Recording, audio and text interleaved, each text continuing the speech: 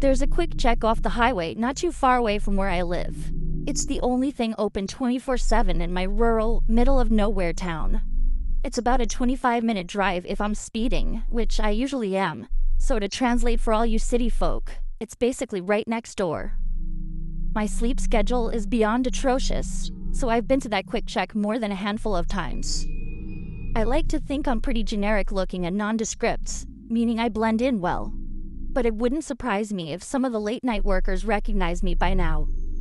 This happened just last week, so most of the details are still painfully fresh in my mind. It was past midnight, and I was coding on my laptop. My productivity and focus peak between the hours of 9 p.m. and 3 a.m., so I was in that flow state that any hard worker craves. The problem with late-night grinding is that you go from perfectly comfortable to dying of hunger in a matter of minutes, which is exactly what prompted me to shut things down and grab something to eat around the reasonable hour of 2 a.m. Just so you have an understanding of everything, I should mention that the highway leading to the quick check is more of a local road than an interstate, so it's usually pretty dead. The ride there was relatively uneventful. I pulled into the quick check, ordered a sandwich from one of the counters, and roamed the aisles while I waited. The mix of caffeine I'm usually stimmed out on and the ADHD I was born with makes it difficult for me to sit still, so I was just kind of pacing around one of the corners of the store when I noticed something. Facing one of the refrigerators that lined the back of the store was a person sitting crisscross on the ground. It was such an odd sight that I initially overlooked it, then snapped my head back around to make sure I hadn't imagined it. And I hadn't.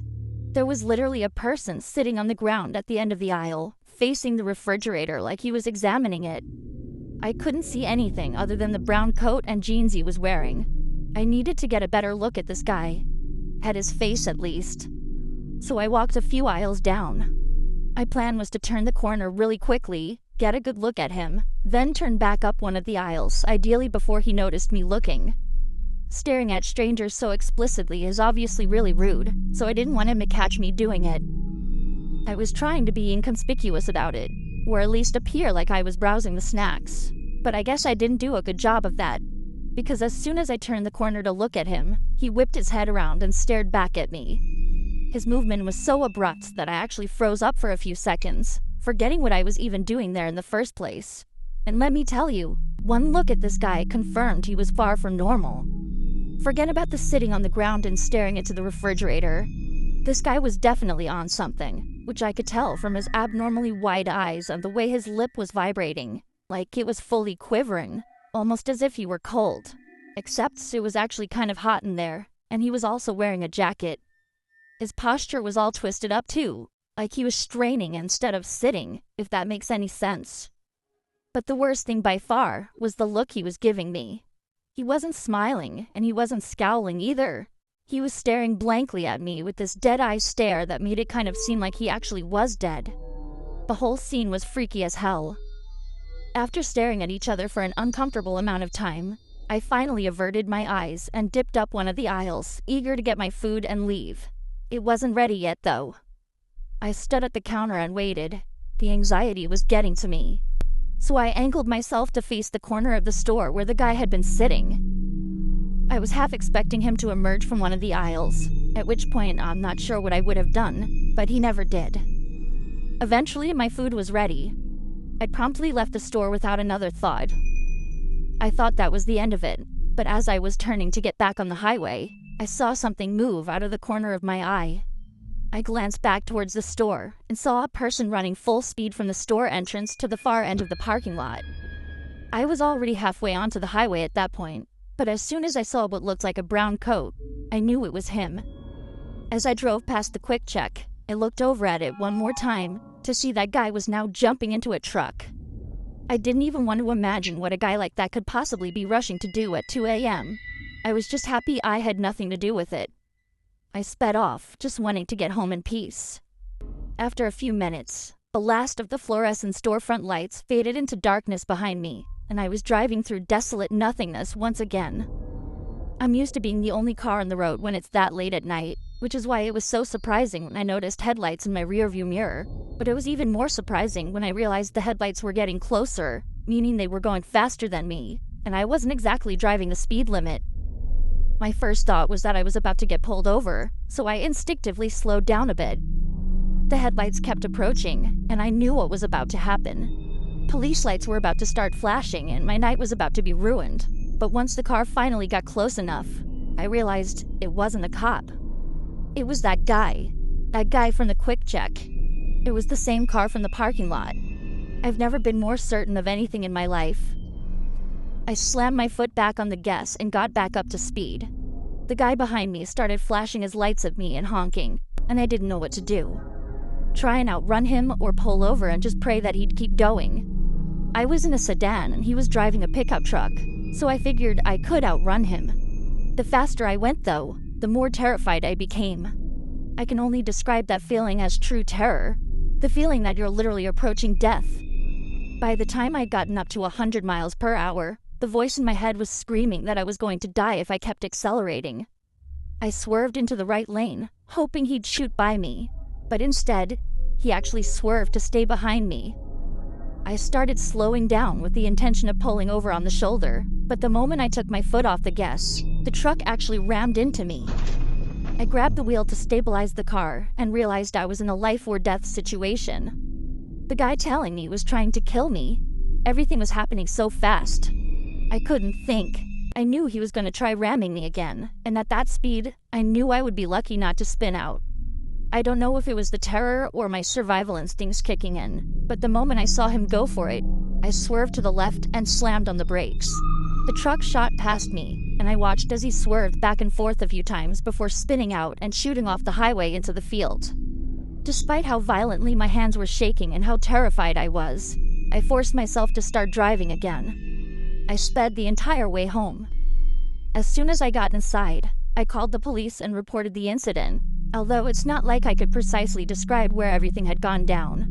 They took my statement anyway, and I was happy to give it.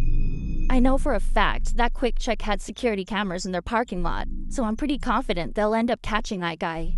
It's only been a week since this happened, but I haven't heard anything yet. My car isn't dinged up too badly, but I still need to get it repaired.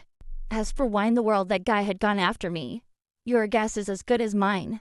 I just hope I never see him again.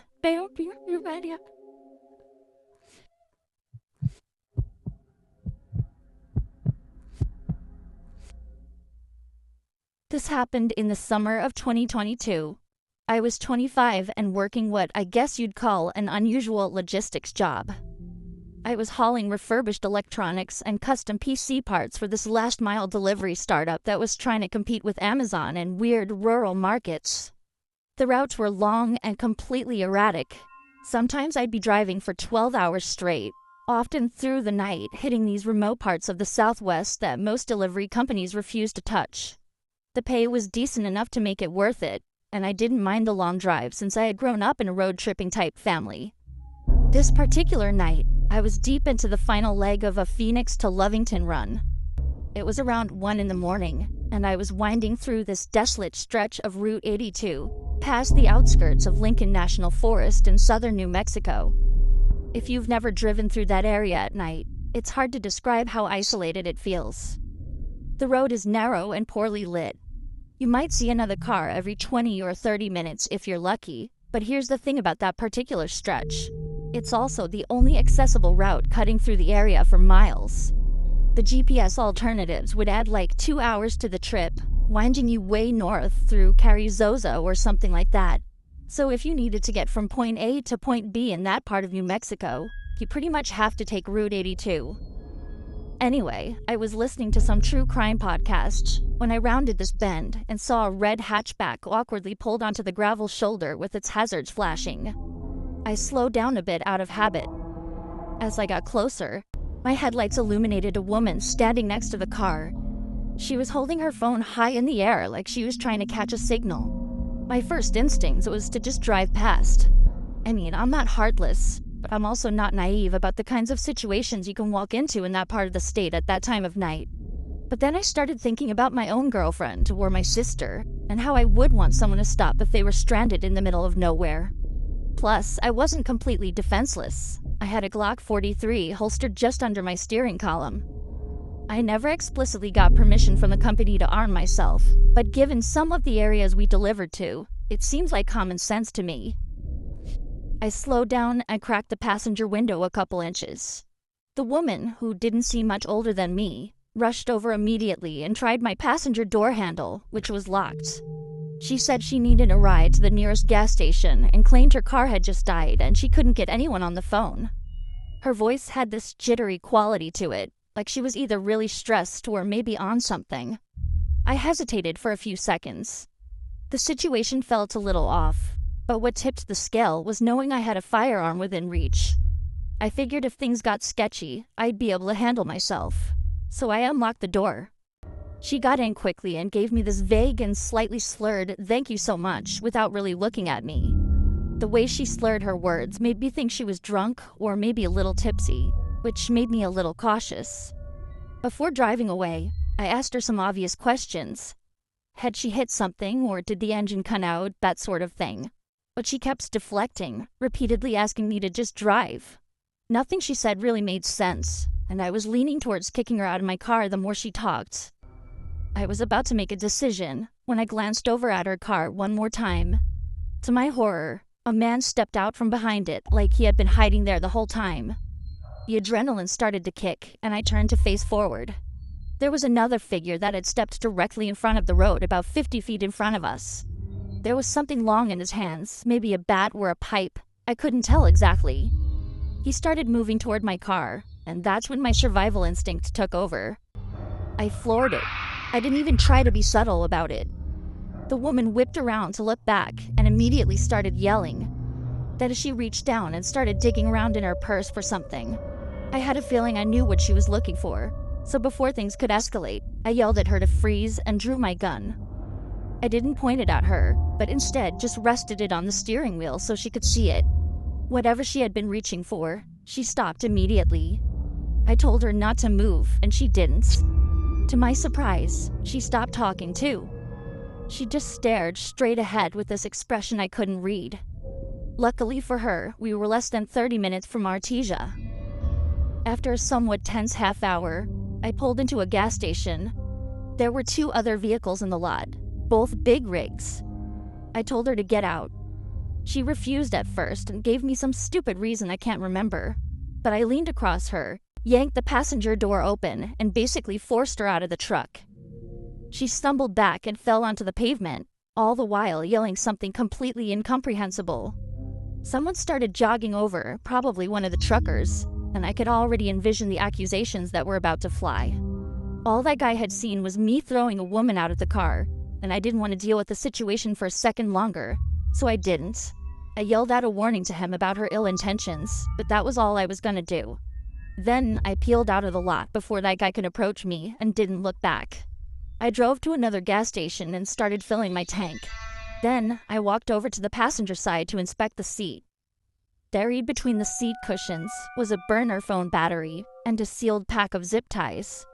I didn't even want to think about it. I tossed all of it in the trash and got back on the road, eager to be done with the journey. I never reported any of it, not to the police and definitely not to my company.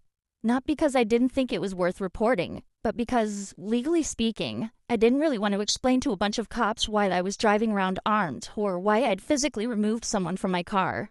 I'm not going to get into it, but you can connect the dots on that one yourself. One thing's for sure, though. Being armed that night may have very well saved my life.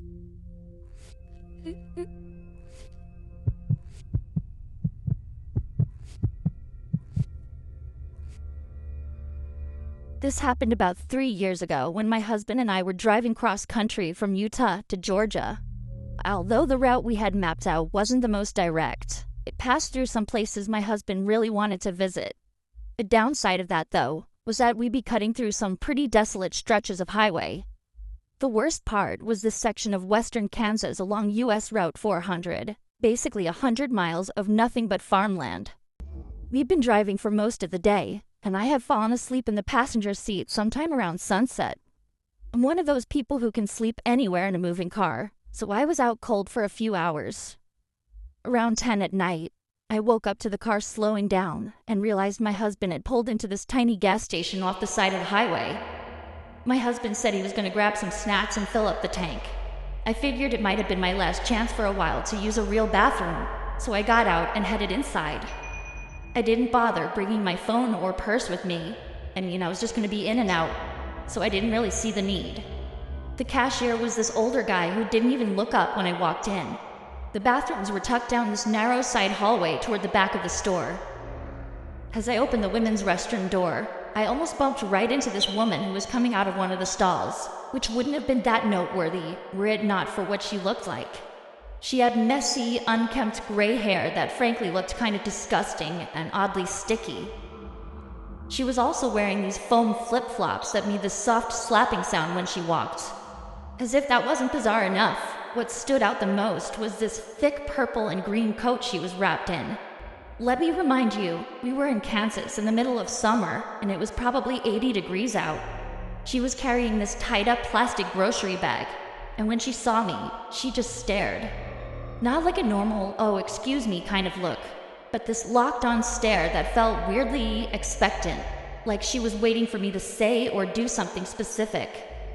I didn't know what I was expected to do, so I just gave her a polite nod and tried to step around her, but she didn't exactly rush to let me through. I figured that was the end of it, that she'd leave me and I could get on with my life. But no. Instead of leaving, the woman actually turned around to follow me and step toward the sink area. But she didn't turn on the water or look in the mirror or do any of the normal things you do at a sink. She just stood there with her arms at her sides, like she was again waiting for me to do something. I was already feeling uneasy, so I went into the nearest stall and locked it. The second I sat down, I immediately regretted not bringing my phone or anything with me. I had no way to text my husband if something went wrong, and I was starting to get the feeling that something was definitely off about this woman. I sat there for what felt like a few minutes, just waiting for her to leave. Eventually, I heard the soft slap of her flip-flops moving toward the door, then the sound of the bathroom door opening and slamming shut. I waited a few extra moments to make sure she was really gone, and then I realized something. I could still hear breathing. Not my own, someone else's, coming from somewhere in the bathroom. It dawned on me that she had faked leaving. She must have opened and slammed the door to make it seem like she left, but she was still in there, standing silently somewhere near the exit, probably in the corner by the door, just out of my line of sight. I didn't move. I sat in complete silence for a really long time, trying to quiet my breathing because I was terrified at the thought of her hearing me. The whole time, I kept thinking about how stupid I was for not bringing my phone. Eventually, the door was opened and closed again. The breathing stopped too, which sent a wave of relief over me.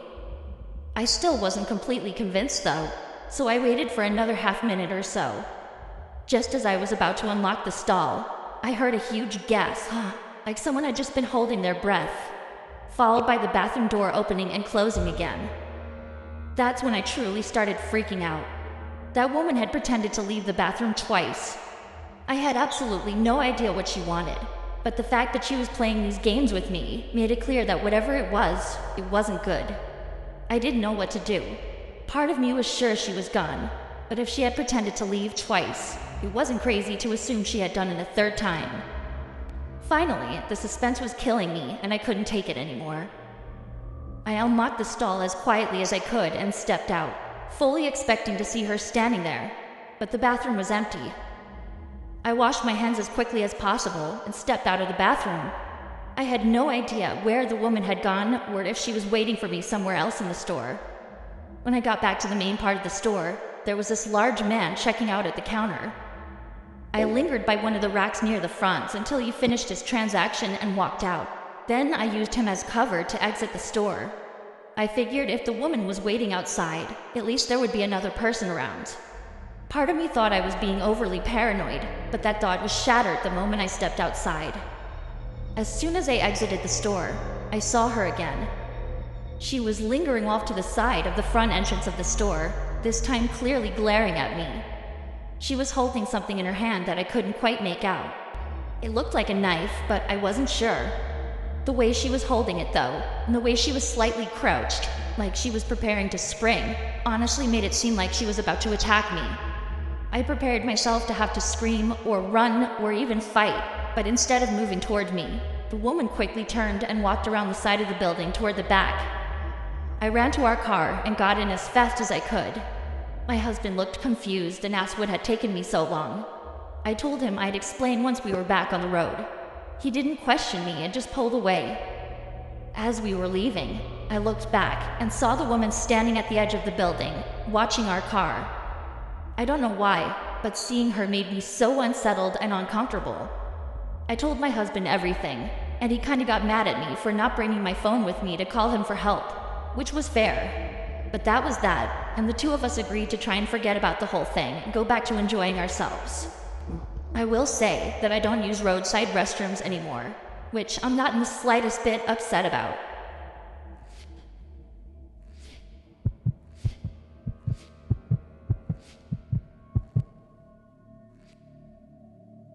This happened to me in 2020. I was 24 at the time, working for a small logistics company. My job was to deliver automotive parts between cities in the Midwest. Most of the time it was easy work. Long drives, decent pay, and nobody breathing down my neck.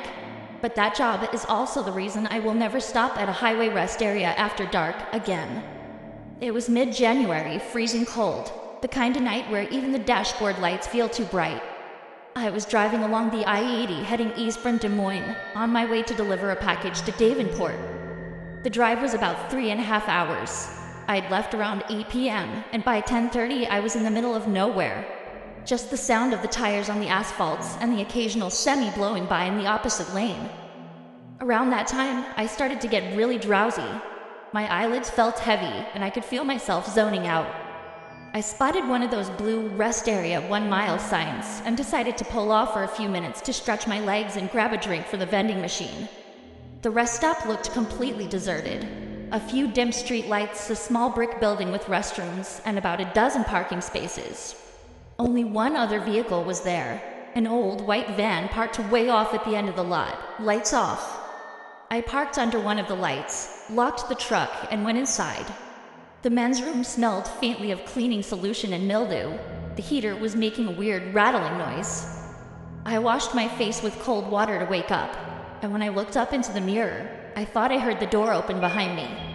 I turned, but no one was there. I stood still for a second, just listening, but there was nothing but the hum of the heater. I figured it was just the wind and finished up quickly. When I stepped outside, I noticed something that made me stop. The white van's headlights were now on. The engine wasn't running, but the lights were on. I didn't remember hearing it start. I got this bad feeling immediately. I unlocked my truck fast, and I climbed in and started the engine. I pulled out of the parking space and headed toward the exit. As I did, the van's lights suddenly shut off again. I remember thinking maybe someone was sleeping in there and just accidentally hit the lights. But as I got back on the highway, I kept checking my mirrors. For about 5 minutes, nothing happened.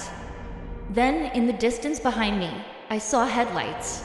2 small dots getting closer. It was the van. At first, I wasn't sure, but as it got closer, I could see it was the same boxy white van. No company logo, no side windows, just a dirty cargo van. It caught up to me fast and got right on my tail. I was already going about 75, but the van stayed inches behind my bumper. Then it switched lanes, sped up beside me, and matched my speed. The driver rolled down his window halfway. I could barely see his face, just a shadow and maybe a baseball cap. He motioned for me to roll mine down, but I didn't. He kept gesturing and then pointed at my truck bed, like he was trying to tell me something was wrong. At first, I hesitated. Maybe one of my straps had come loose or something fell out, but then I noticed something that did make sense. There was nothing in the bed of the truck. It was completely empty. That's when I realized he wasn't trying to warn me. I kept driving, pretending not to notice him, but he started honking and drifting closer to my lane. I swerved slightly to keep distance, and he sped ahead, cutting in front of me. For a second, I thought he was going to slam on the brakes, but then, without warning, he veered onto the shoulder and came to a full stop. I flew past him, my heart pounding. I stayed in the fast lane, going nearly 90 now, just trying to get away. A few seconds later, I checked my mirror again. The van was back on the road. It followed me for another 20 miles. Sometimes it would fade back until I couldn't see it. Then out of nowhere, it would speed up again and appear right behind me. I decided I needed to stop somewhere public. The next sign said there was a truck stop 5 miles ahead. I took that exit first, pulled into the lot, and parked right under a bright light near the diesel pumps. There were a few semis lined up, and I could see a few drivers inside through the windows of the diner next door. The van didn't pull in immediately. I waited maybe 2 minutes. Then it came slowly up the ramp and into the lot. I got out of my truck and headed straight into the diner. As soon as I walked in, the bell above the door rang, and the woman behind the counter looked up. She was maybe in her 50s. I told her that a van had been following me for the last half hour, and she must have seen how shaken I was because she called over the trucker sitting at the counter. This guy stood up, huge guy, flannel shirt, gray beard. He walked outside with me, and the second we stepped out, we saw the van idling at the far end of the lot, just sitting there, facing my truck. The trucker muttered something like, "Yeah, that ain't good," and told me to go back inside. He walked straight toward the van. I didn't hear what he said, but a few seconds later, the van suddenly reversed, swung around, and peeled out of the lot, heading back toward the highway. The trucker came back, shaking his head. He said there were 2 guys in there, both wearing hoodies, both just staring straight ahead, not saying a word. I stayed in that diner for almost an hour until I was sure they were gone. I finished the rest of my drive with my eyes glued to the rearview mirror. When I got back to Davenport, I parked under the hotel lights and checked my truck. Everything was fine, but there were 2 smudges on the tailgate, like someone had tried to open it with dirty hands. I quit that job a few months later. Now, every time I drive long distance, I fill up before dark, bring snacks, and I don't stop unless it's somewhere crowded and open 24 hours. Because I know for a fact, if I had rolled down that window or pulled over when they told me to, I wouldn't be here telling the story.